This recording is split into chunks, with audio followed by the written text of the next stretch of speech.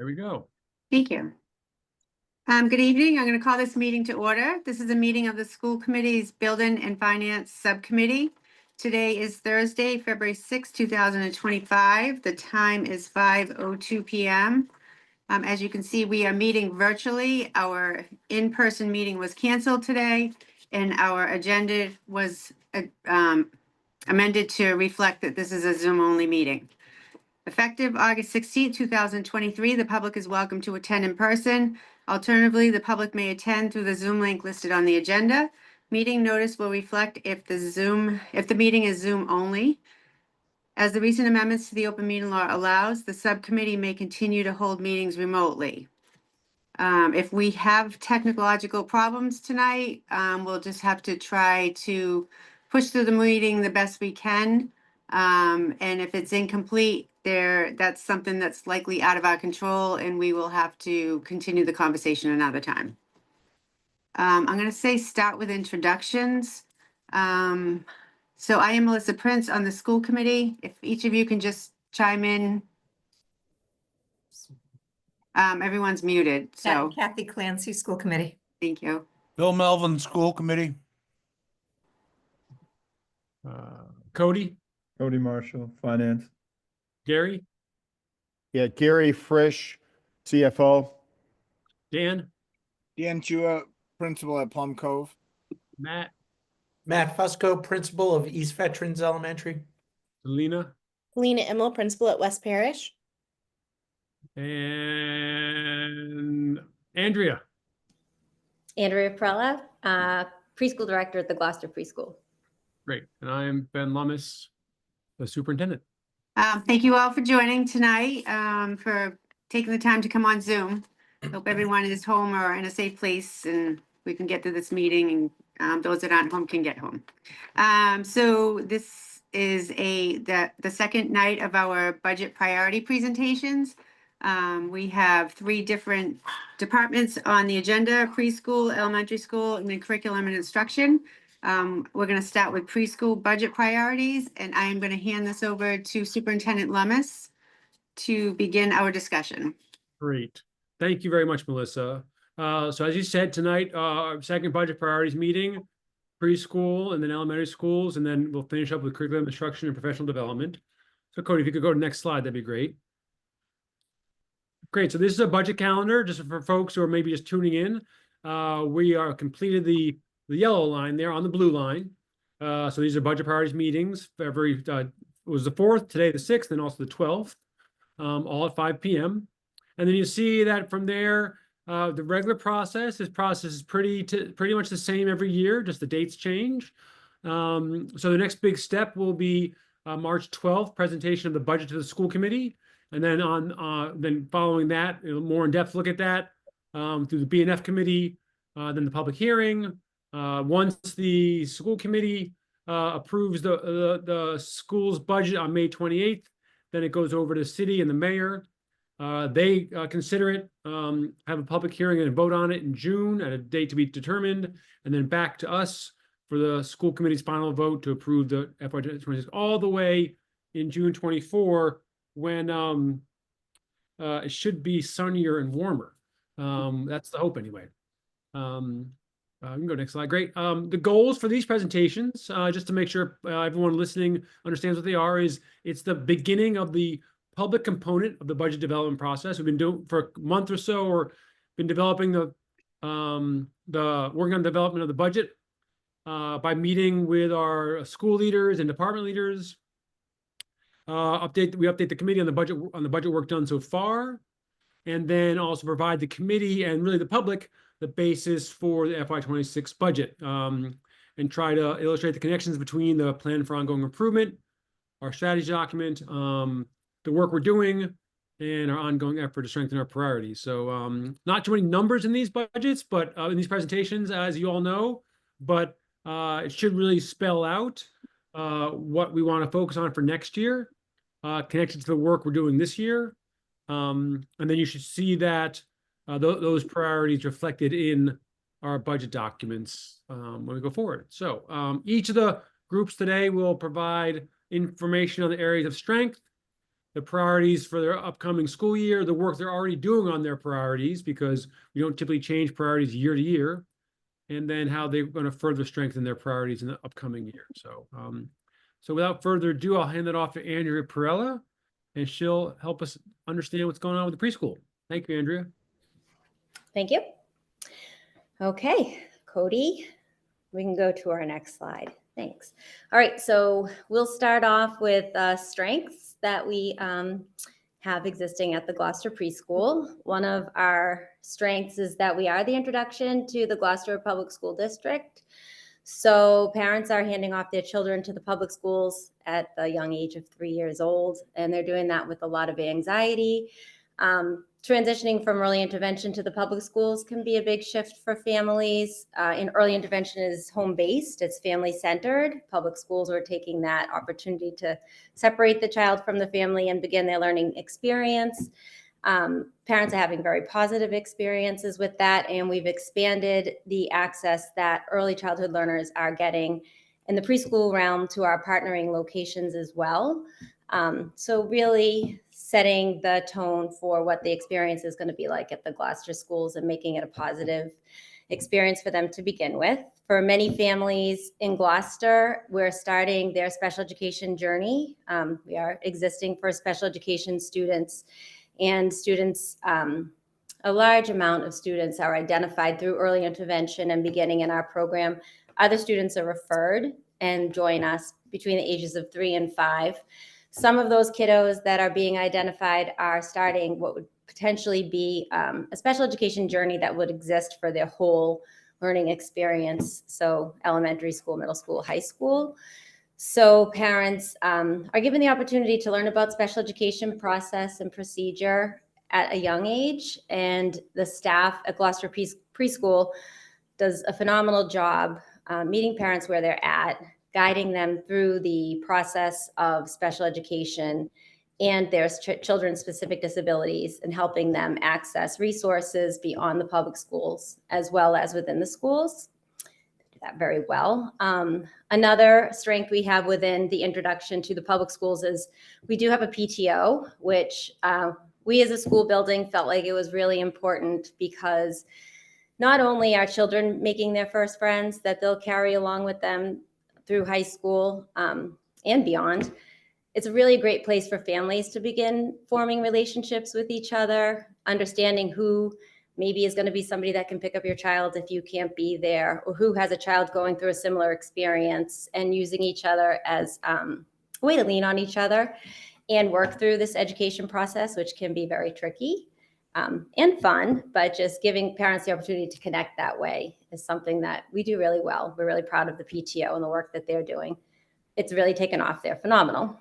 Another strength is our curriculum. So we had taken a look at that over the past few years, and professional development was put in place last winter and fall, and we are now implementing Hegarty and Foundation's curriculum. We are working off of the Massachusetts frameworks for preschool and kindergarten, and the staff is developing their curriculum based on entry-level points for preschoolers, and then developing alongside what the frameworks are recommending.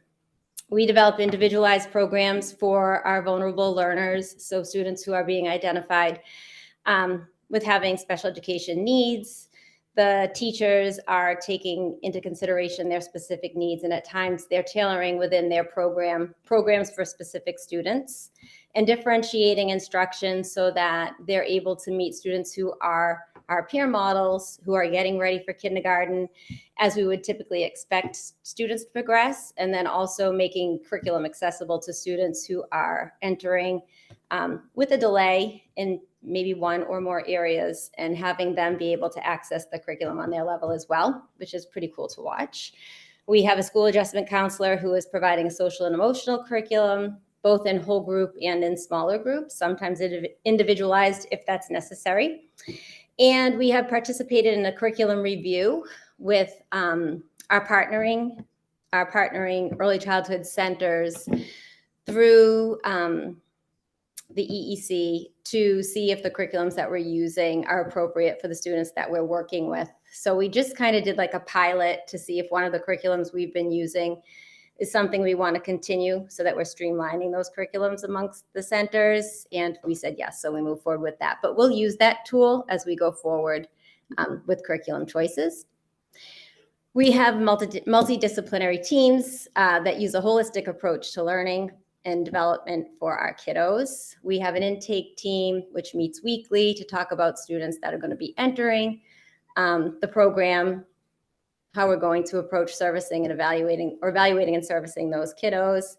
We have a clinical team that's attached to every single classroom that meets on a monthly basis to talk about the students and the progress they're making and look at data.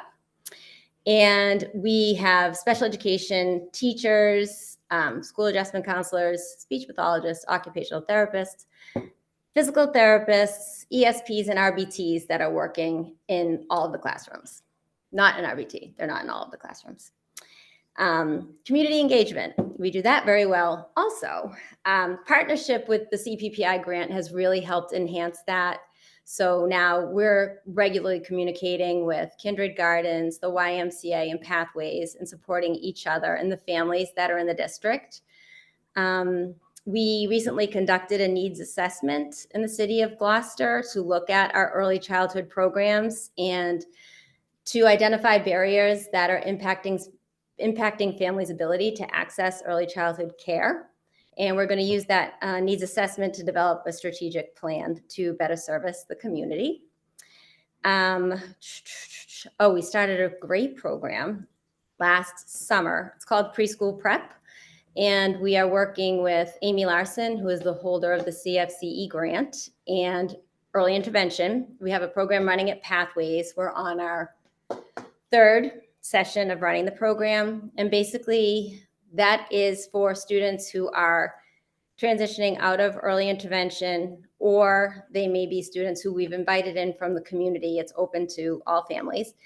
And it's a place for parents to bring their children, separate from them, so that kids are getting the opportunity to see what it's like to separate from their parents and have kind of like a little prep experience for what preschool is going to be like. And the Gloucester preschool staff uses that space as a place to evaluate, observe, and meet with families and talk to them about the preschool and the transition and what that's going to look like. So we're going to continue to run that. And we also have professional development opportunities that we are offering. The Gloucester Public School staff is going into those programs and running PD. And we just did that last Friday. So that's all part of our community engagement.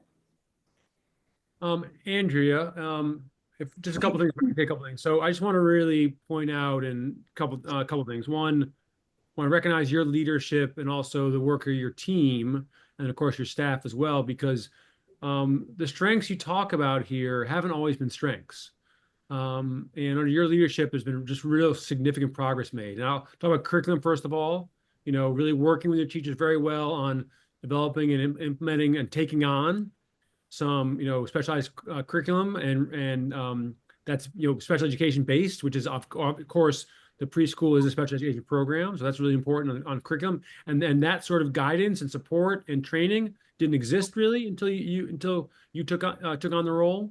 The teams you're talking about and the way your teams work, having an intake team and meeting regularly, a clinical team, again, not up and running the way it is now, and coordinated and systematic. And that's a really big change and real great support to students and teachers and also families. And then also the community engagement, one with families with a PTO now happening. And this is, I think, your third year of the PTO or second? Third. And then also the community engagement as well, of course, through CPPI and your impact and the preschool's impact and connection with our partners. So those are, just want to point out to the school committee members, like those are big things. And really have made lots of progress in them over the last few years, especially with Andrea coming on her leadership. So thank you. Ben, sorry, Bill Melvin, do you have a question? Yeah, just a couple of questions. One, We can go to the what was I going to say? DESE. I'm kind of interested, Andrea. I mean, I'm assuming the preschool, there's a lot of regulations around like DESE kind of directives towards preschool as well as, I don't seem to hear as much about DESE with regards to preschool as I do elementary school, middle school, high school. Is that purposeful, or is that, do you have a little bit more free reign, I guess is what I'm asking, than the other schools? Free reign. Preschool, like That's the Desi- wrong word. Sorry, that's the wrong word. Well, no.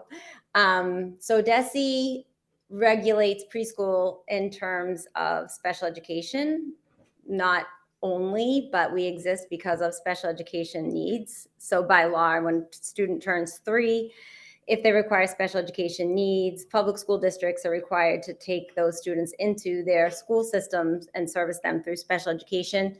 We do that by providing integrated preschool programs. So that's when our peers come in.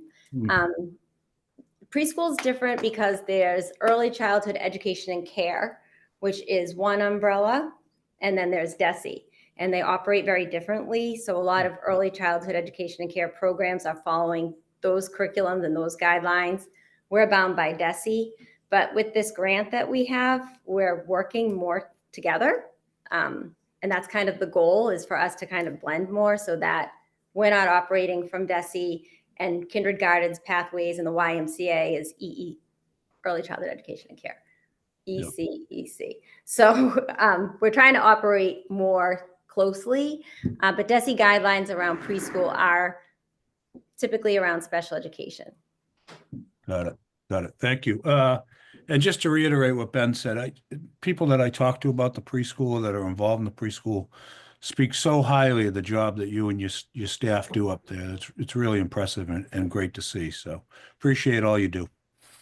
Yeah, they're a great team. And like something else just to mention in strength is we have fantastic retention. The teachers that have been there for years.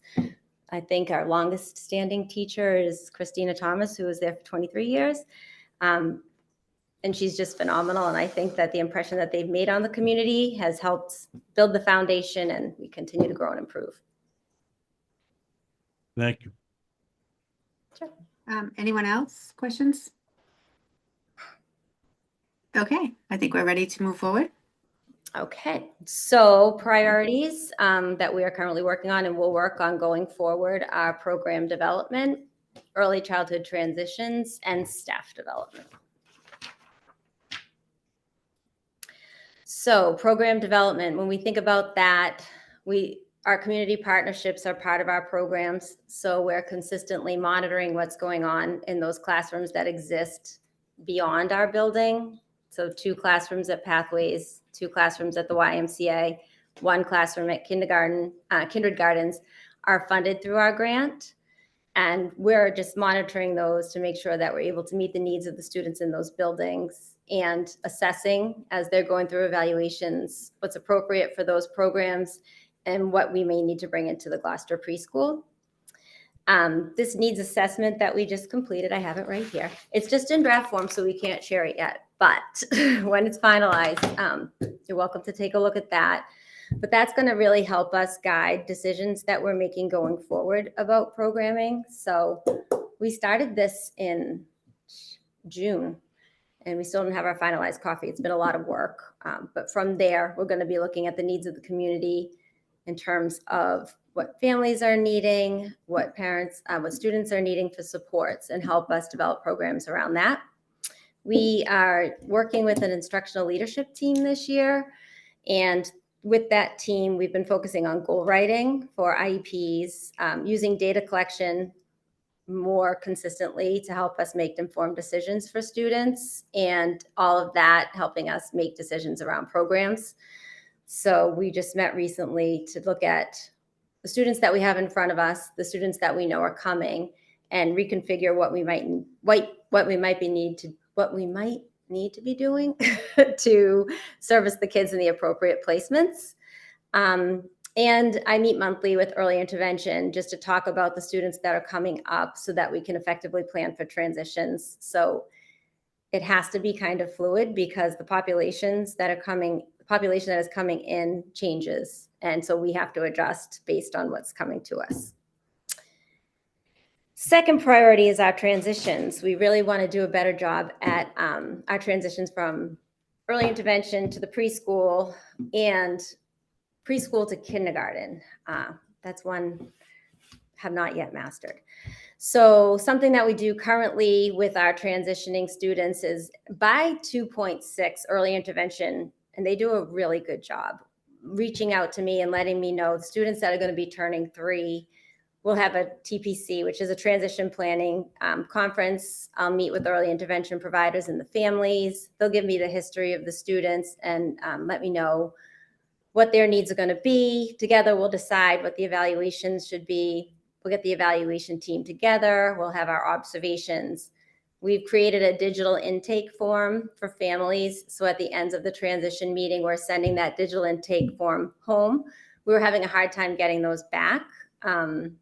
So we have a nuts and bolts committee, and the nuts and bolts committee came up with, let's just do this digitally. So now we're getting those back much more easily, and that provides us with a lot of information because the families are filling those out. So developmental milestones, any histories, things that might have happened during pregnancy or birth, all of that's going to help us make informed decisions about what we're going to do next. We are using an arena evaluation. So we try to have all of our disciplines present when their students are being evaluated so that the parents are not making several trips to the school. And then the intake team will discuss the students and we'll plan for what's going to happen next. We're writing goals. So with the instructional leadership team, we've been doing a lot of work around goals to help us with transitions. We're finding that when kiddos are coming in from early intervention and we're writing their goals, it's tricky because we're only getting very limited information and just snapshots of what they can do. So we're kind of okay with that and then bringing them in and adjusting them as we learn more about the student. But where we really want to work better is to write goals that are transferable to when the kiddos get to kindergarten. Preschool and kindergarten are very different, and the skills that are being taught are very different. And we're seeing challenges around that. So we want to really hone in on those kiddos that we know are going to be going to kindergarten at the end of that IEP period. And those goals are going to go with them to make them applicable to what they're going to be doing and learning at the curriculum.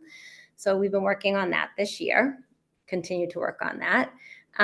For transitions, we're meeting with the principals, we're meeting with the staffs at each school, and we're providing them opportunities to come and observe the students that are transitioning to kindergarten so that they have a better lens and an idea of who's coming into their building.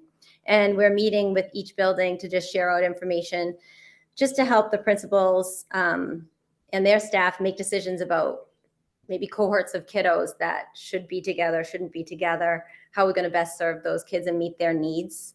So that's helping us with those transitions. And we're working with the special education director currently just to identify cohorts of students and plan for specific programs within the district. And then also helping us with the transition is that pre-K prep program that I talked about at Pathways. It's just a great opportunity for us to meet kiddos that are going to be transitioning out of early intervention and their families. We meet them at that time as well. So by the time they've come to us, they've seen my face, they may have seen the speech pathologist's face, they've seen people from the Gloucester Public Schools staff. So they're already more comfortable coming into the building and starting their transition. Andrea, can I ask you, how many students per se would you say we have in early intervention Us? in I Gloucester? don't know. Early intervention, I don't have the number of how many. That's a good Okay. question. I don't know how many are there. I only really learn about them when they're coming to For be, preschool? yeah, when they're like 2.6, they'll let me know. Yeah, But they're like right now, I'm already talking about kids that are going to be 3 in September. okay. I do have a referral list I could look at and get you that number, Melissa. I'm just curious, like what percentage of our populate of the preschool do you Comes think from early it is? intervention. Come from early intervention, yeah. That's a good question. I don't know Okay. that off the top of my head. All right, thank you. Priority 3 is staff development. So a lot of this came up during negotiations. We made it a priority this year at the preschool to have our staff safety care trained. So we did use the goal is to have every staff member in the preschool safety care trained. And right now we're at about half, maybe a little bit more than half of the staff has gone through the safety care training. I thought I was going to be able to do the other half, but I don't think I'm gonna be able to do it this year. It's just really hard with taking 2 days off to train staff. So what we're gonna do is we're going to maintain the license of those staff members and then roll out the second staff at the beginning of the next school year, when we have those days off.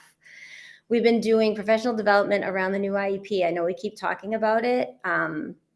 It's here. In November, we've been implementing it and using it as the document that parents are receiving. We're still in the learning process. There's some changes that are subtle. There's some that are a little more dramatic to us. But the special education coordinator and I decided that we want to continue our professional development. So we've enrolled in a training that we attend once a month. And then we're going to share that information out with the staff. So the first training was a couple of weeks ago, and this past Tuesday, we provided that information with the staff, and we'll just keep doing it that way. And we're providing consistent support for them. Deb Kelly, the special education coordinator, has really wrapped her head around that. She's doing a great job. And partnerships. So the PD that we're running for our partners, you know, the partnership exists so that the students can have the same quality education and care that they're getting in the Gloucester preschool. So we send our staff there to run PD for those programs so that they can continue along the same trajectory as we are. And we have had the Hegarty and Foundations professional development, and staff has been offered opportunities to go to other districts and observe preschool teachers who are implementing the program. And a few teachers have taken me up on that and gone to observe. Okay. Okay, so this is what we're going to do. We're already doing a lot, so we have to keep doing Melissa, all. can I ask a couple questions? Oh, of course. Yeah. I'm sorry. I didn't see your hand there. So go ahead. That's Kathy. okay. Andrea, I have just two questions. One is, what does the safety care training entail? So it's 2 full days. We contracted with Melanie Giles from Verbal ABA to do our training at the preschool, but we have staff within the Gloucester Public Schools that can run the training as well. And those are the folks that did my training. And it is, yeah, it's 8:30 to 2:30 days. The first, I'd say, day and a half is content. And the second is just about restraints and how to handle if you're being, you know, if there's some type of aggression or you need to use physical restraints with kids. Okay. And my second question is, have we ever tracked or followed the students that come out of our preschool, both those that need services and those that do not? I'm curious if we see continued success or better preparation or things like that. And do we as a district, and that might be a question for Ben and not you, since you're transitioning them off to kindergarten, but it would just be nice for you to know that, you know, what you're doing has really impacted their head start as they get to kindergarten and first grade, and they kind of see just better outcomes based upon the foundation they get with you folks. Yeah, I don't have any concrete information about that, but that would be good information for us. Yeah. Okay. Thank you. Anyone else? Okay. There is, through the needs assessment, I forget the name of it, but there might be some data around that in here. So I can take a look at that too and see if I can come up with anything. Just Kathy, it's a great question. First of all, it's not something we actually aren't tracking kids who are in preschool and seeing any differentiation with them. I mean, looking for differentiation in terms of, you know, it might be Star 360, that sort of thing, or Dibbles. Something we certainly could do. I think Amy Pascal is probably writing down a note right now about that. And then the other piece is, you know, obviously with preschool being a special education program, you know, we could look at, I'm not quite sure how to do this, but there's some potential at least to look at special education students who begin in our preschool and those who maybe begin elsewhere. You know, we have to think through what indicators we look at. But there's some that would be an interesting differentiation there. It would be, particularly since we've chosen specific curriculum as it relates to literacy, and it just would be interesting to see, as everybody's talking about kind of high quality literacy curriculum. And we know, these are chosen very carefully. So it just would be. So can I add to that? I think the addition of Haggerty and Foundations at the preschool is real new. I mean, it was last year, I think we introduced it. So yeah, it's definite data that I would love to track. But the fact that we have common curriculum from pre-K to K is a real opportunity. So it's something that. And then maybe it's too going early to look at that, but eventually maybe it's worth. It's a great suggestion. Thank you. Yeah, the teachers began implementing it in September. I gave them the option after the first training to start, and some did, but by September, everybody had rolled it out. So, okay, what we're going to continue to do. Further Further strengthening our priorities. So we're going to use data collected from early intervention, current programming needs assessment to develop programs. Yeah, so basically what we need to do is just look at the consistent data look at the data that we're having consistently and assess that to help us make decisions about programming. We do that anyway, but we have to monitor caseloads so that we're able to shift, where we might need a teacher we had to shift a teacher from an integrated program to a substantially separate program because those numbers were rising. So just staying in constant communication with early intervention about what is coming. We can't always plan for that because there are students that move in. There are students who are referred from doctor's offices. There are students whose parents somehow or other just know that they can come to Gloucester Preschool and have those evaluations done. We're really trying to make the community aware of the resource of the public school preschool program and the evaluation process that we can offer, just continuously assessing that and tweaking our programs as need be.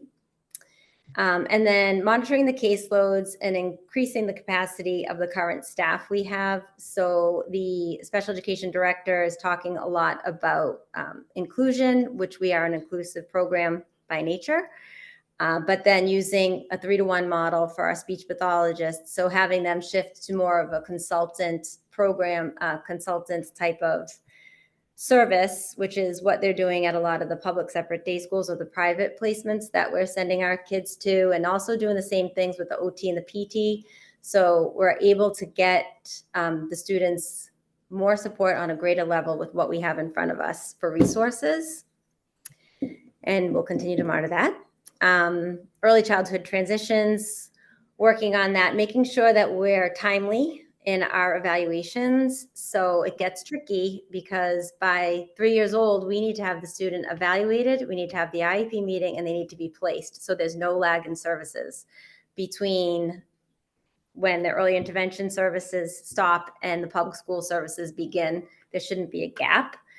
You run into issues with that. If parents aren't signing consents in time, then that's giving us a smaller gap or a smaller window of time for evaluations. We can also have an issue with that if there are late referral to early intervention. Let's say the parent at like 2.6 says, I think I need to have my child assessed by early intervention. That doesn't give us a long time to meet the family, have the transition, evaluate, and place. So we really need to kind of look at that and see how we can do this more effectively. You can talk about DESE. You can be dinged by the state if you miss those timelines. So we really want to tighten that up and make sure that we're consistent with what we need to be doing.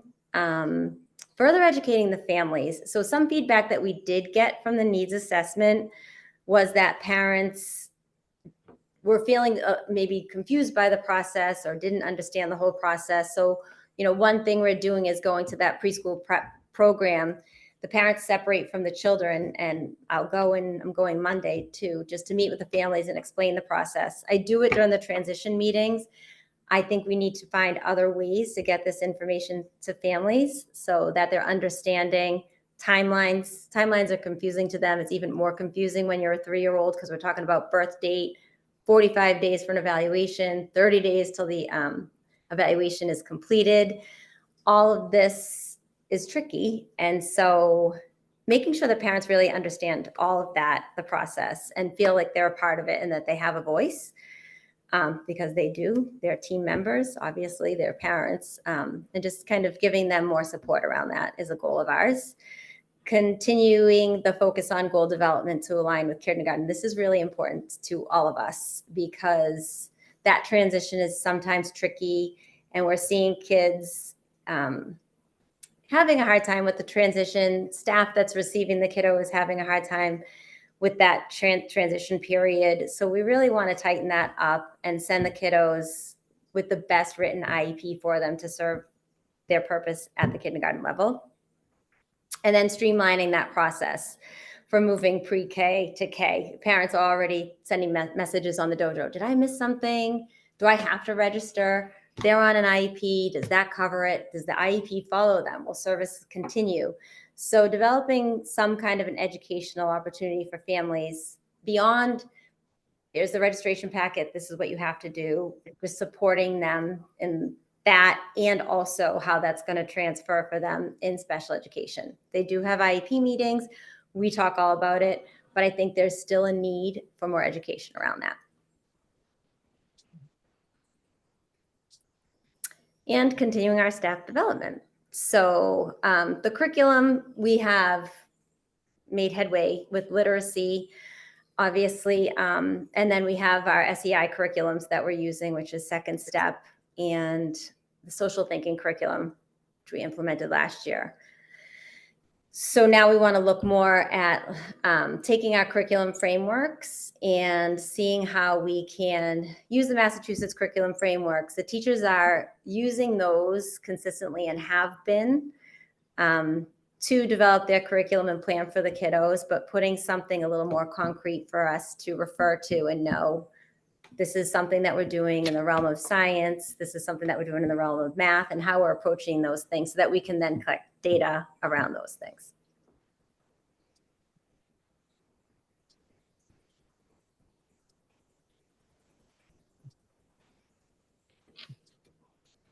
Okay. Ben, you're on mute. Thank you. Sorry. Cody, if you could stop the presentation for a moment, just to see if there's any more discussion from the committee. Questions for Andrea or myself or Amy? I just wanted to ask Andrea a quick question. What is the outreach to the community? Like, what paths do we use for the early intervention? So early intervention, we don't do anything. You don't So do anything, that okay. is 0 to 3. Parents, when they're referred to EI, could come from a pediatrician. Yeah. That they could be at a well visit, and the doctor might say, you know, based on this checklist, your child might be delayed in speech. Here's your referral to early intervention. Okay. So that is the responsibility of early intervention for us. It's like we have Okay. an information night coming Tuesday. So we do a mailing. My administrative assistant will get a list of all the families who have children that are turning 3 to enter this upcoming school year. And we send out a mailing. We post on social media about our registration process. What else? We hang flyers in different areas around the community. Okay. Thank you for that. Appreciate it. Cody, could anyone you go else have back? any Cody, could you go back one slide? Continue focus on goal development. What is, just unbox that for me just for a minute, a little bit more, Andrea. Continued focus on goal development. Is that goal development with regards to goals that the staff is kind of set up for preschoolers, or what does that look like? So specifically, when we're talking about goal development, aligning with the kindergarten curriculum's IEP goals. Okay. So when an IEP is written, there's goals that are written, and then service delivery is derived from that. So the goals around preschool are often around readiness skills. Yeah. Transitioning without prompts, sharing social interactions, eye contact, things like that. And then what we're finding is that when we send the kiddos along and they're going to kindergarten, the goals need to be more academically based. Yeah. So kind of focusing on how are we going to identify what are those goals? You know, where are the lags in the pre-academics? So that would happen through assessments and evaluations, and then writing them so that they can support the students what they're going to need in terms of skill delivery. Sorry, my cat. Yeah. Going to the kindergarten level. Yeah. Okay. It's and I ask only because I'm kind of one of the things we saw with at the high school level with English language learners was like, you know, they're kind of developing their own goal. And it's obviously in preschool, it's too young to do that, but you know, giving students some ownership in that it's way too young at preschool, but you know, no. So what's interesting is the new IEP actually asks, so this has been interesting for us. The students will be asked what is their vision for themselves as a learner over the next year, and then Yeah. what is the vision for themselves as a learner? What would they like to see for themselves as a learner before as they exit pre-K? Yeah. So at our level, it's interesting because they're really not quite able to answer those questions. But as they get older, they can start thinking specifically about their goals, you know, Right. around reading and math and all of that. So we introduce it to the parents. We have the parents help us. The students that have been in the preschool are able to answer the question, but it might be like by the end of it, they want to be able to, I mean, it can be like play with toys. So Right. that's Right. where they're at, and that's appropriate for them. And then as students get older, when they're 14 years old, they're invited to their IEP meetings. So Right. they have a big voice and they're participating in it a lot. But yes, Right. young at the preschool level, but just even getting their parents' heads wrapped around that the kids are going to have a voice in all of this eventually. Right. The more I look at it, the more I kind of read about it, the more I see the value in allowing students to kind of be goal setters and kind of say, hey, let me chase this a little bit and see where it takes me. So. And Bill, I think you hit on something that's very powerful. And as Andrew said, it's one of the bigger changes in the new IEP format from DESE, just for that reason. And you know, as you ask it, as you know, Andrew says, we start in preschool, but as we do this more and more every year, where I think just by asking that question and having each child have the opportunity to reflect, you know, they're going to more and more take ownership of those goals, be able, you know, partner in thinking them through. But you know, it's a very powerful thing for them to think through what they want to accomplish. You know, so it's just a really important thing you touched on. So thank you. Yeah, thank you, Andrew. Any more questions? I think we're good. Right. So Thank you so much, Andrea. Thank you. Andrew, you can zoom out now, and you are welcome to listen to your colleagues. I support them. They're good friends of yours, but you're also welcome to leave if you like. So I'm going to listen. all right, excellent. So we can jump right into the elementary principals, and you guys can take it from here.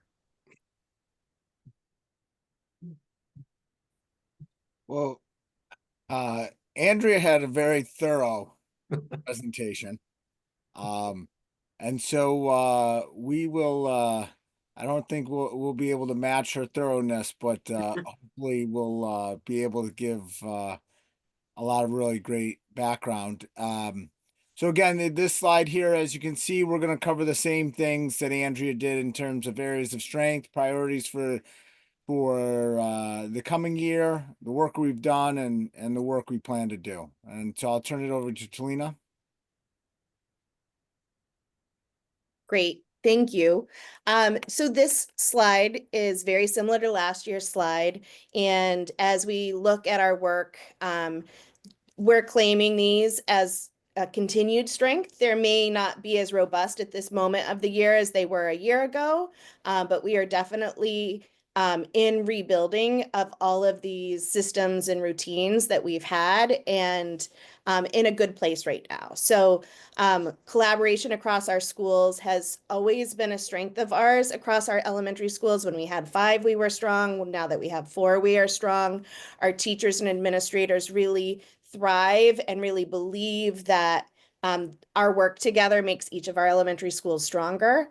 We have our kindergarten information nights coming up, and all of us used to meet together in the same room. We now meet in our individual schools, but with our individual teachers, and we use the same presentation. And we all say, doesn't matter which kindergarten classroom you're sitting in, we use the same instruction, we have the same beliefs, our students have the same experiences, and it's really important for us that those things happen. Pieces and people and structures that we have, our math leaders and our literacy leaders, they meet regularly, and having those teacher leaders across the elementary schools has really helped us really refine our collaboration and talk about the needs that we have across our schools and find ways to document and work problems one at a time in a meaningful way. And of course, our literacy coaches and our math coaches, with Amy's support, really drive that process with us. And so the collaboration is just, it can't be, the work that we do really requires collaboration with teachers and principals and the district office staff. And so that is a strength of ours. We have a high quality, consistent curriculum. You've been part of our conversations for years now as we piloted Wit and Wisdom and Foundations and Heggerty. And it's great that the preschool has that now, that we have that consistency. So, we're in our third year of Wit and Wisdom, and every teacher is now at least implementing their second year. And so we're getting to a place where we really understand and know what our students can do, and that 6-year vertical alignment from K through 6, we're going to be able to start seeing some of those through lines as we move forward. We also have an updated math and focus curriculum. Our teacher teams meet every year to look at how do we refine it even more. And so we have that high quality, consistent curriculum. We work really hard to coordinate social emotional supports. We have our school adjustment counselors, our school psychologists. They work directly with Amy Kim, our director of mental health.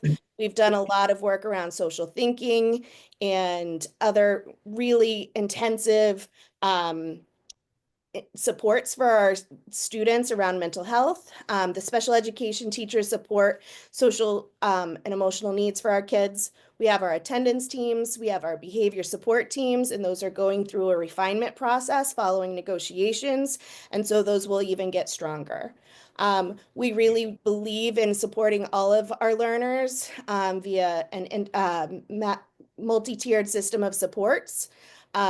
Last year was a hard year, the budget season, but we really believe strongly in our interventions, our multilingual services, and really working hard across our buildings, across our teachers and our support staff to meet the needs of all of our students. Some of the tools that we use and have continued to use to talk about those needs and systems and interventions is our data meetings and common planning time.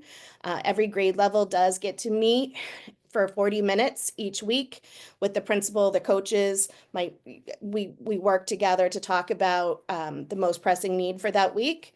And that time really helps us talk about which students need our supports. We use progress monitoring in both math and literacy. District-wide, we all have a district-wide schedule for that.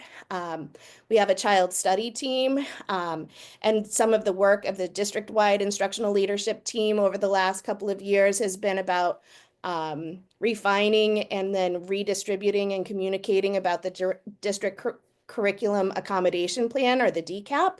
And so our child study teams are using those. Our teachers are talking about the DCAP in common planning time, and then really thinking about what are those accommodations that will help our students be successful in the classroom. We would love to have increased staffing and programming. That's why we're claiming this into the future. But interventions, we believe, you'll see across our slides that really meeting the needs of our students in small group instruction through intervention is that first step to helping our students meet grade level benchmarks in literacy and math. We do have increased parent outreach, and we have continued to have just great wraparound services in our language and translation services. Are there any questions on this page? That's a lot and that's impressive. Thanks. The next slide, Cody. So as we go into talking about what our priorities were this year, as well as our priorities in the future, we continue to really believe that Tier 1 instruction and targeting is really the key to our work. Our Tier 1 instruction, as I mentioned in the previous slide, our literacy leaders have been key to the implementation of the Wit and Wisdom program implementation. As you know, we're getting closer to 2 full years for every teacher. The district is ready to start looking at the process of developing district guiding documents again that help as we get new teachers online. It helps us with alignment across our school, our grade level, and our district. So that work is starting this year and will definitely be a priority in the year to come. Math leaders have at the end of last year and definitely through this year are talking about and working with classroom teachers back in their building about how do they strengthen efficient strategy instruction, including fact fluency, manipulative use, and then how are we evaluating how we move forward over the 5 years. We've had math in focus in this district for probably close to 10 years now.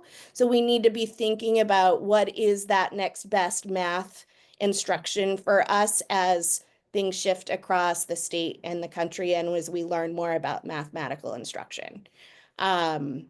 We also this year just thinking, can you just, stay there for a second. As you think about our strong Tier 1 instruction, ways we're strengthening that and thinking about how we teach all learners, we all have, like Andrea mentioned, instructional leadership teams.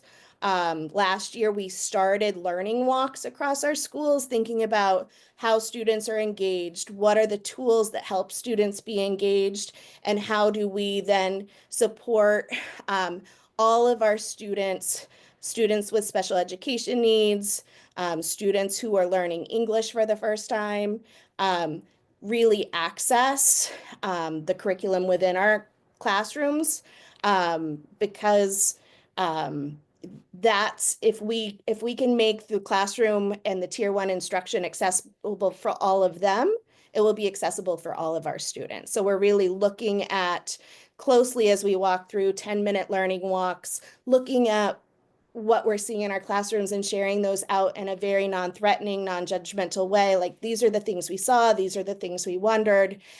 Where is our next step as a building as we continue to grow in this area? And so again, using teacher leadership, but also teacher sharing to help us move forward together to continue to strengthen our Tier 1 learning.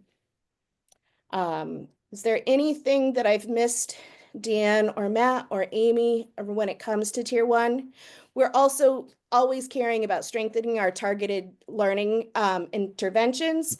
This next year, one of the priorities you'll hear from Dan and then again next week from Mike Jarvis is really about specialized reading instruction as we think about some of the things that we need at this point and maybe lost from previous budget cuts is really having very specialized reading instruction. Students, we have strong interventions. We have Foundations as our phonics program, but some of our students need more intensive, including like slower and more intensive, both time and pace reading instruction. So some of those are things that we've seen across all of our buildings. And so interventions in those areas will be things that we'll continue looking as a priority as we go into next year. Thank you. Any questions? Seeing none? So, the foundation of all of our work really is Tier 1 instruction, that all kids in all grades get great Tier 1 instruction from in their classroom. And yet we know some kids need more, and there's a lot to unpack here.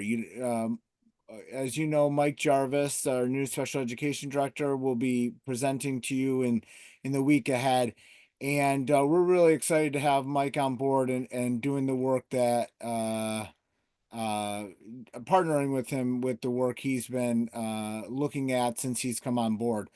And he's been doing a self-assessment of where he thinks are areas that we can improve. And I think we've had a rich dialogue, both individually with him and as a collective team, about how to move forward. And so I don't want to step on his presentation, but it is to say that, we are going to continue to look at how do we increase the coordination and implementation and delivery of special education, and also multi-learning services for our students. As part of that, this year, our special education staff, especially our special education coordinators, have been doing really great work in terms of bringing our new IEP online. This is just an example of one of those things that doesn't get a lot of attention. It's not really a newsworthy thing, and yet the state has completely revamped the IEP. It's meant to be more family friendly, student friendly, educator friendly, and yet the learning that new system, transitioning it in, meeting by meeting is a tremendous amount of work, and I think we all owe a big thank you to our coordinators and our special education teachers who have been doing this work behind the scenes and making it look seamless. And the same with our ML staff. They are reviewing and piloting a potential new curriculum. And again, as Talina had said, and I know Amy will, there's been such an effort to standardize our curriculum. And we're looking to do that with our MLs as well. And, looking ahead, I think you'll hear from Dr. Jarvis next week about just the work to be done in the buildings, in our programs, from staffing to curriculum.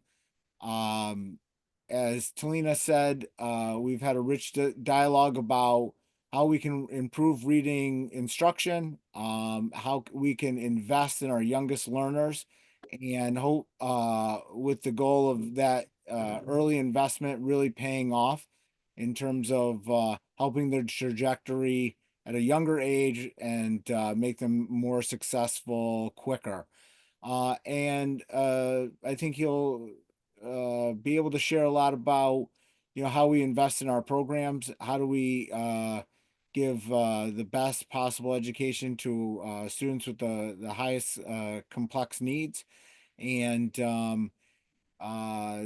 while this slide is a single slide, there's just a tremendous amount to unpack within this budget and in the year ahead and the years beyond about how do we have the best possible special education and ML services. Any questions about that? I don't see any at this time. All right, I have the priority 3, which is attendance. And I think we have all worked really hard over the last several years post-pandemic. We've seen some really great gains with just targeted work on attendance. So attendance issues really fall within the same type of idea of the tier 1, 2, and 3. There's sort of school-wide work that we do to try and get kids to come into school, awards, pins, buttons, assemblies. We do all sorts of things like that. Then there can be other reasons why students are missing school. They can be social, emotional, they can be health. It really covers the wide gamut of just like human existence. And so we work really hard at this, and we'll, until we have 100% attendance rates, we'll never be satisfied. So we're always working on this. So just before I sort of get into different subgroups in that, I really need to give a shout out to Carmen Ocasio, who works with the district, who's the attendance officer for the district. She's really a wonderful resource for the principals and the attendance teams as we sort of deal with different issues with children. So she's extremely right on top of things and has great rapport with different families as well. So she's been a great asset for all of us. I didn't want to talk about attendance without talking about her. For us, we really want to continue the work that we've done. And like it says on the slide, it requires just a consistent diligence. So all of us have attendance groups, attendance teams that we work with. They're multidisciplinary, nurse, school adjustment counselors, principals.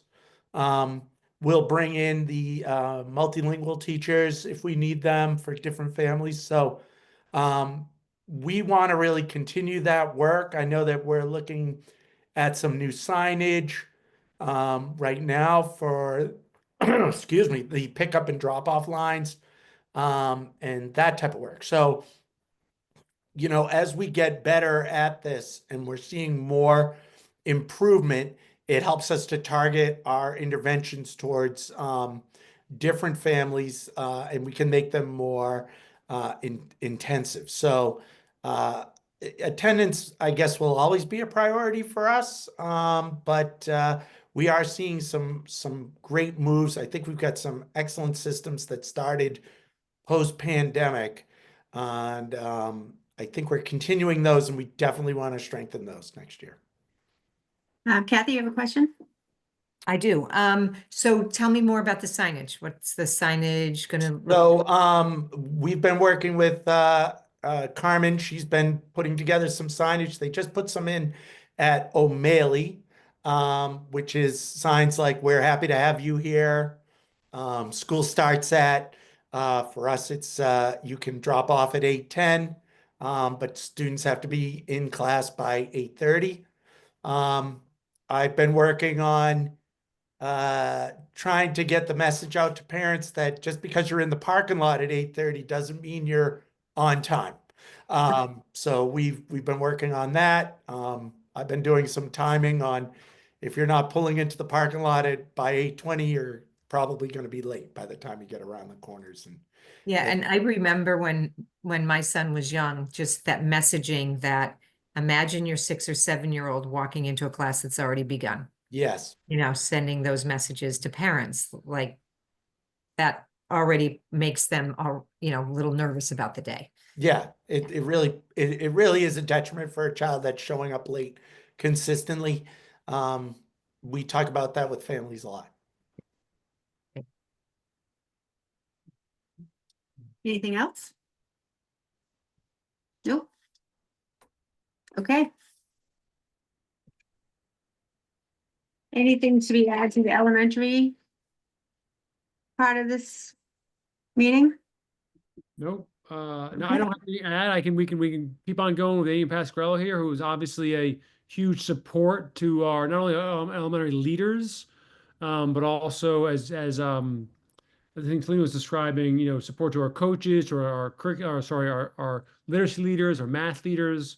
She's going to share a bunch of stuff that we're working on, and she's leading with obviously a lot of other people. But I would say one thing about Amy as she heads into this is I won't say the little engine that could, because that would be diminishing Amy in lots of ways, but it's sort of a very small shop, I'll put it that way, that's driving a lot of support, improvement, just the really great work. And so you're going to get a sense of that right now, but really do appreciate also how she and the elementary leaders work together really well. They're meeting all the time. She's supporting him individually, but also supporting him as a group, and they also support each other as a group and as individuals. And that's very powerful to have that connection between each of the elementary principals, but also between the elementary principals and district office too. So I'll let Amy take it from here. Thank you. So the format's similar. We're going to start with areas of strength and our priorities, work on the work that we're doing, and then how are we going to strengthen. So Cody, if you could go to the next slide. So I added this part. I just think it's always important to remind everyone our approach and our intention, particularly with professional learning. Professional learning should always improve instruction and practice. We should that's our goal. So we make sure that our professional learning is always has that focus. It should be linked to our district and school priorities and goals. It should build on one another. We should keep continuing to deepen our practice, to have better understanding, and to keep moving in the same direction, in the positive direction. And then it means that we learn from each other. So there's a lot of times that we are elevating our teachers and our staff members to be experts and to teach their colleagues, and to really value the knowledge, the breadth of knowledge that we have among our own staff. So if you could go to the next one, Cody, thank you. So our strengths, we've worked really hard, particularly the last 3 years, on Tier 1 instruction across the board. We have Math and Focus fully in place with an updated version, and all have already made adjustments to the curriculum and make sure it fits our needs. We have Foundations, a common phonemic awareness program that is the same at all elementary schools, and that was the first time in a long time. I think it was 2 years ago. Geodes and Wit and Wisdom support that, kind of round out our literacy. And I know you've all heard much about all of those programs. FOSS is our basic curriculum for science, and the addition of Amy Donnelly as a science coordinator to really make that more robust and more hands-on inquiry-based across the board has been a tremendous addition to our Tier 1 science instruction. We've extended the strong Tier 1 instruction to the middle school as well. We have new ELA and math curriculum at O'Malley. They are also piloting, we haven't talked too much about it, but investigating history, they're piloting that for social studies at O'Malley. So that is a nice way to standardize our instruction across the board. We continue to strengthen Tier 1 instruction at Gloucester High School. They have had, Principal Cook will talk about this when he comes next week, but they have had a real focus on teaching all students this year. And I know that sounds obvious, we teach all students, but really to dive into what that means and to make sure that we have supports and multiple on-ramps onto the curriculum for students with different needs to access it. Another strength we have is our instructional coaching. Our coaches particularly at the elementary level, are second to none. They are amazing, well-talented, knowledgeable educators that support their colleagues. The coaching model is one of the things I'm most proud of that we have in Gloucester. We've extended that a little bit at the middle school with having the curriculum coordinator, Kate Robertson, at the middle school. She's doing a tremendous job. At the high school, we have we're kind of coaching up our department heads to be more instructional coaches. James is focusing on data cycles and in particular math, and ELA, Michael Tells and Allie Walsh are really taking hold of that, the data cycles, and to improve instruction with some support from other departments as well. Not kind of new this year, but not entirely, instructional leadership teams. We've had them in places. We've had them at the middle school. We've had them at the high school. I believe Beeman had it already. But this year we've made sure that all schools have an instructional leadership team so that we are all focusing on data and focusing on how we can improve our instruction. In addition, we have a district-wide instructional leadership team. And as Dr. Immel mentioned earlier, last year, 2 years ago now, we really focused on updating the DCAP so that and getting that information out to all staff so that they are utilizing those accommodations that are available to all students. This year, we're taking, with the district-wide instructional leadership team, we're taking a particular focus on the child study process, or the child referral process for students that are kind of struggling and how we can better support them. And another strength of ours is professional development. We have a variety of professional development that I believe stays focused on our goals. We do utilize many of our talented teachers to run those, the different professional developments. We even had a elementary literacy coach do a training on dyslexia just on Tuesday at the high school. So it goes across the district. We're helping each other out and sharing our knowledge. So that has been one of our strengths. Amy, can you elaborate a little bit more on the child study? I think Yeah, that's the first I've heard that. So child study, and it can be called, what we found is it's called something different almost in all of our schools. It can be called Okay. child study. It could be IST, instructional Or student teams, and then it could be SST at one school, SRT at the middle school. One of the first things we're going to do is have a common name so that we're all talking about the same thing. But what it is when a student is struggling, it's a way that a teacher can bring that student up to a team of their peers, and it involves special educators. It will involve very general educators, maybe speech and language, the administrator, social emotional support, whether it be an adjustment counselor or psychologist. And they come together and talk about a student that might be struggling. It could be in reading, it could be in math, it could be behaviorally, it could be on attendance, whatever the particular challenges for that student. And the team kind of discusses what is in place for that student, what we might want to try differently. They might make suggestions to do an intervention for a certain amount of time, and they'll come back to the table 6 to 8 weeks later and see if that intervention has helped. And it's really trying to make sure that we're getting students what they need when they need it. And when we've exhausted all of the possibilities, that's when it might lead to a referral for a special education assessment. But it's not necessarily a road to special education, because the better option is to provide the interventions and the implementations. Somebody's coming in and my dog might bark. I'm sorry about that. But to implement what the students need just through general education. So it's a common process in all schools. In our schools in particular, it's kind of done differently at each level.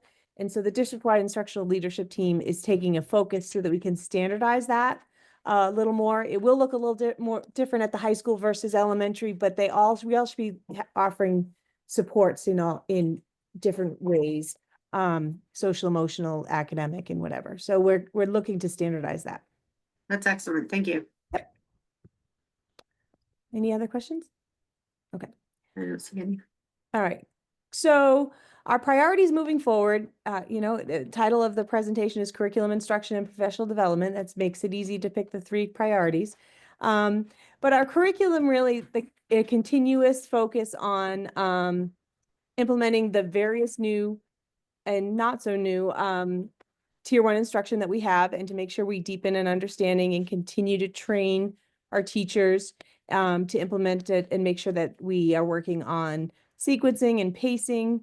So depending on which curriculum we talk about, Wit and Wisdom in particular, we're kind of further along, and we're starting to really dive in this year about pacing and how we can make sure that we're getting through the entire curriculum and really keeping on pace across the district. Whereas one of the most recent adoptions, a math at the middle school, we're taking it a little slower because we need to first go through the program once to really get it into fidelity before we start making any changes. So we're at different points depending on which curriculum we're talking about, but the focus is to really make sure that it's implemented appropriately. Always the focus should be on instruction, and that we continuously improve our instructional strategies and share our instructional strategies among staff, so that we are giving the best instruction to our students. To really look at data, so that we're using that data to change our instruction and give us some directions on interventions and other changes that we might need to make sure that students are getting what they need. And then professional development, to continue to focus on the professional development, make sure it's relevant for our students and that it adapts to the changing needs of our students. That it's accessible to all of our professionals, and that it's sustained. We really try not to have a one and done professional development where we just do one fun thing this week and it was really great and we don't come back to it. So I would like to bring that themes back time and time again, so that we are continuing to focus on instruction and kind of deepening our knowledge of how to give our students what they need. So our priorities moving forward for curriculum, we will continue annual reviews. to make sure our curriculum is implemented appropriately and make adjustments as a district as needed. Preschool is going to continue with their Hegarty and Foundations, as you heard about earlier tonight. We have STAR 360 data in grades 1 through 12, which is really amazing that we're able to kind of track with a common tool how students progress from grade to grade. We're in full implementation of Wit and Wisdom and Math and Focus. We are having a particular focus on engagement strategies and rigor. At O'Malley, we have brand new curriculum in ELA and math, and we're getting started in the full implementation there. Our Tier 1 instruction is a focus at GHS to really strengthen the Tier 1 so that all students have access to strong Tier 1 instruction. We continue to work with our multilingual learners. We have a service guide and then adopting new curriculum. I've talked in the past about new curriculum for our newcomers, which we have selected and we're implementing that. And this year we're taking a look at supporting curriculum for our higher level language students. So students have a little more English, but what supports are we giving them? So we're taking a deep look on that this year. Kathy, you have a question. Go ahead, Kathy. I do. Can you further elaborate on Gloucester High School strengthening Tier 1 instruction through a focus on teaching all students? It's a lot of words. It is, yes. And I can imagine what it is, but I'd love for it to be articulated. Right. So, for example, on Tuesday for the half day, we had Principal Cook had 2 1-hour sessions with 8 choices each. And so each teacher took 2 1-hour sessions, and the topic of each session, which was led by their colleagues, was all about how to have students better access the curriculum. So there was one on dyslexia. Melissa Francis went to the high school and trained teachers about how to support students with dyslexia in a social studies class or in a science class.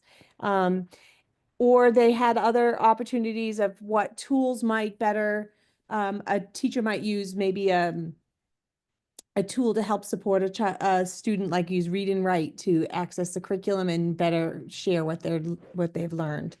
So there's different opportunities to how to make accommodations and supports for students so that they can access the full curriculum. Did that help? Yes. Yeah. Thank you. Anyone else? No? Okay.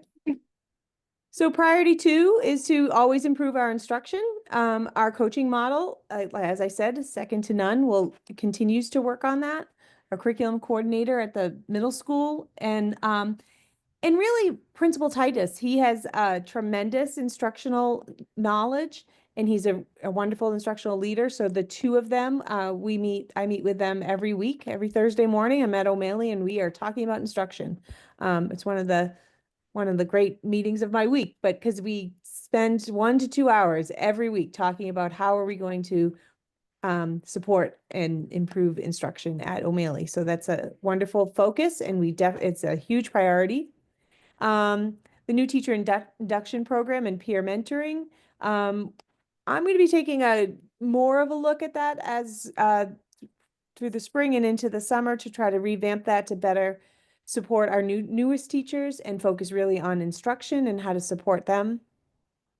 We have our instructional leadership team and our district-wide instructional leadership team that I talked about a few moments ago. We are using evaluations and observations to help improve instruction. We are working with a consultant for our evaluators on how to better support teachers to improve their instruction, how to take data that is useful in an evaluation so that we can give more appropriate and helpful feedback to teachers. Learning walks we have implemented at the elementary level and they are ongoing. We are looking to add those at the middle and high school level. They were slightly delayed because of our interrupted instruction in the fall, but we are getting back on track to implement learning walks at the middle and high school. We are increasing student supports and have after school tutoring, our summer academies, and then that DCAP and child study review, we talked about a little bit. So the district-wide curriculum accommodation plan is that DCAP that is available to all students. And our child study review that I explained a little bit to Melissa on how we are better supporting our students in need. Do you have another question, or is the hand still raised, Kathy, or? Oh. That's all right. Bill Melvin? Sorry.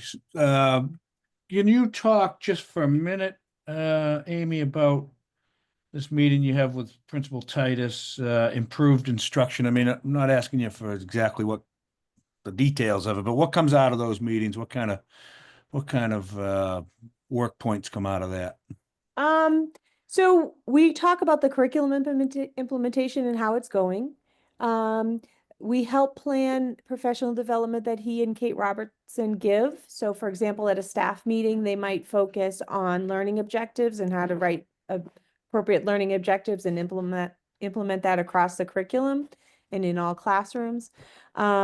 Today, we talked about a request that a teacher had to get some coaching and then kind of take part in an online study to better coaching for math, and we're looking into that. I'm not sure if that will pan out, but teachers have requests about how to, have some additional support and instruction too. So we want to make sure we are responsive to those requests.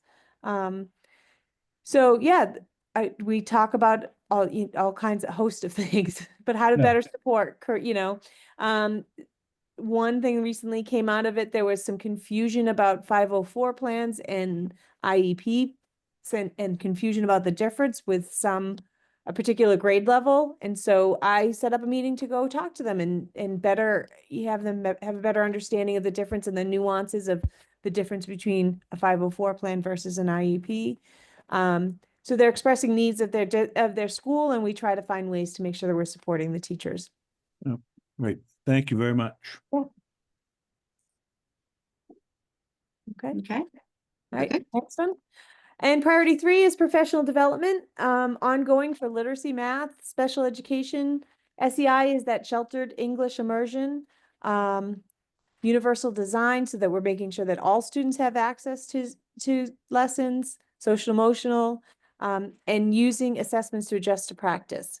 That's what I'm kind of getting more and more interested in, because at some levels, it's particularly secondary, sometimes they go through the curriculum and they've taught it, but we need to look, our elementary teachers have been kind of trained, and we go on and on and on. We look at data and then reteach. That's a newer something happening at middle and high school with the addition of Star 360, and they've had more ready for them. So they're adjusting practice more. So that's nice to see. Targeted professional development in lesson design and instructional practices, particularly. So we're doing a lot of this in our O'Malley meetings, Bill, because they're used to having a curriculum that they have designed on their own, and now they have a high quality instructional materials, which we have adopted. It doesn't mean that the teacher is an important part of that process, right? So they need to take the curriculum from the Amplify ELA or Desmos, but there's always that special sauce that teachers give to instruction, and when they have to make an adjustment or slow down or speed up or add something. So we're really targeting on how to do that. We always have book studies, particularly in the summer. We have our professional learning communities throughout the district, and we have the embedded coaching that is just professional development that's day to day as needed. Great. All right. How many coaches do we have on staff again? So we have 4 literacy coaches and Yeah. 4 math coaches, and only 1 Kate Robertson, but she's doing a great job. Thank you. Can I ask a follow-up on your question, Melissa? Of course, go ahead. Is that enough coaches? Never. I would love, I don't know that it's not a priority yet, but I might start talking about an instructional coach for our multilingual learners, specializing in teaching, that sheltered English immersion. I think that might be a long-term goal, but it would be amazing to have someone that really came in and helped us focus on how to better serve our students, multilingual learners. Okay, interesting. Yep. Okay, I think that's it for questions. All right. So how are we going to strengthen our priorities? We're going to continue training and coaching for ELA, K through 8. Implementing it, investigating history. So our 5th grade through 7th grade, this is a new curriculum from DESE. And it is in different stages depending on the schools because they're kind of testing it out. If you go to a Beeman 5th grade class, it is fully implemented and they love it. At the middle school, they're really picking up on it. So it's something that's developing. It will continue to go in that direction. Why do we love it? Why do they love it? It's very What is- interactive. Okay. It's students get to share a voice. You go into a classroom and students are debating about the Revolutionary War and taking different perspectives. It's exciting to see them get excited about history. So I can get more information on that as it develops, as we get more implementation of it. We're just kind of starting that and to share out at another point if you'd like. Yeah, I was just trying to figure out what's making the kids excited, right? So Yeah, they're excited because they're involved and they get to, Yeah. to debate whether, something in history should have happened or what a perspective of someone that they might not have thought of. It's gets interactive for them. Oh, that's great to hear. Implementing stronger curriculum for our multilingual learners and analyzing and plan the implement. So another thing I haven't talked about yet is we have a committee to review the new standards for the comprehensive health and physical education curriculum that came out 2 years ago. Last year we kind of looked at it and got an idea of where we stood, have some strengths, have some weaknesses. This year we're diving in a little more on how we can strengthen our health and PE curriculum. So that's a committee that is ongoing. We're kind of we're taking it slow because some of the changes are bigger than others, but that's off the ground and we're moving forward there. For instruction, we are we're trying to continue our multi-tiered systems of support. Last year with budget cuts, the tier 2 instruction did take a hit as far as being able to fully strengthen that. So that's always going to be an focus and a priority that we're going to try to, bring back or strengthen. To implement our DCAP across the district. The last 2 years running, I have printed the 1 page of our accommodations out on cardstock and had the principal's hand one to every teacher. I'm just going to keep giving it to them because they need to keep knowing it's here, it's existing, and they're going to bring it up in child study, and we're going to keep talking about it because it needs to be available to all students. We will continue to focus on instructional practices, focusing on student engagement and rigor, and make sure our EL or ML, I should have changed that to ML, students have appropriate supports. So those are our 2 priorities. I think there's one more. Amy, can I just ask you, through our conversation tonight and at prior school committee meetings, we have a lot of new curriculum. Yes. Are the teachers, is there any resistance to having so much at once? Or are we excited that it seems to be showing good benefits right away? So the momentum's there to keep going. So yes and no. So I'm listing a lot of new curriculum, but if you notice, like at elementary, it's really the ELA curriculum, the Wit and Wisdom, Geodes, and Foundations that's new. Yeah. Math and Focus we've had for a while. Right, yeah. There's a reason we didn't change Math and Focus. It's going fairly well, but I didn't want to overwhelm teachers with doing too much. And Okay. then when you get to the middle school, ELA teachers have a new curriculum and math teachers have a new curriculum, but those are separate sets of people. So Okay. they're not doing both. Right. If we do have a few teachers that are ELA and social studies at middle school, so they are trying that, there is that double. And that's another reason why I'm not pushing so hard on the investigating history right now, because I don't want to overwhelm them. So it is something I'm very cognizant of and don't want to overwhelm. I'm involved in all of those. I'm so far keeping my head above water, but I have a lot of wonderful support through the literacy and math coaches, through Kate Robertson. She also is doing multiple curriculum implementations, but as far as teachers are concerned, there aren't many that have multiple new curriculum. It's just there's a lot in the district. Okay, so it's managed well. It is managed. Okay, It's Thank you for managed and- it's managed and led well. And I also said, just to add this, is that a big reason for that is, as Amy has described and the principals described, so wit and wisdom, for example, the way we've implemented it over time, instead of dropping it on people one year and just say, do it all, we, as you know, implement it over time with quite a bit of support, a lot of teacher involvement, engagement, and leadership. And so that's the other piece is portioning it out like Amy's talking about it. So like very few people are doing multiple new additions, but also doing it over time, like we have very strategically, also helps as well. Yeah. Yeah, And the so- other thing I didn't mention, and I should have, is we have at the elementary level both math and literacy leaders. So in addition to the coaches, we have a committee of math leaders and literacy leaders that help drive that work. So it really, like, it takes a team, and there's a lot of people that have a voice in where we're going and how we're getting there, but also can be experts in their home schools, so as a resource for people to go to. Good to know. Yeah. Thank you. And then finally, professional development. In addition to what we're working on, we want to continue to work on inclusive practices and MTSS. That's going to be an ongoing process. I do feel we took a step back last year with the tier 2 cuts, but we're going to now try to move forward. Again, we're going to continue to strengthen our instructional practices, again, with the focus on student engagement and rigor. And we're going to keep working on our new teacher academy, including our mentor program. So we brought up tier 2 a couple times in the cuts. Will we have more conversation about that during budget development?